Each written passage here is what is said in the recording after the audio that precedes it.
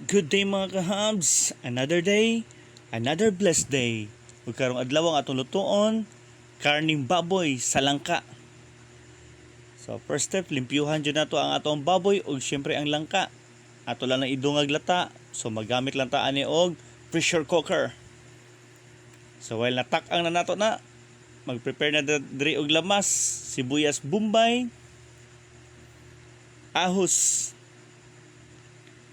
kamatis, ug syempre gananta medyo halang, siling haba, bell pepper, mao lang na siya. Pag ato nang tan-awon ni bukal na after 30 minutes, humok na. Ato i-try ug humok na ba yung tinuod. Aha. So set aside, magisa lang ta diri ahos, sibuyas, kamatis, siling haba. Ug syempre ang ato ang bell pepper ug butana nag-seasonings pang timpla. Asin, liquid seasoning o syempre bitsin. Pagkuman ato lang ibalik to ato ang nangka ug ang karning baboy pag humagisal. So magbutang na ta og final timpla.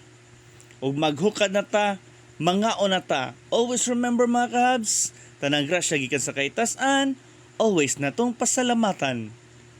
Habhab.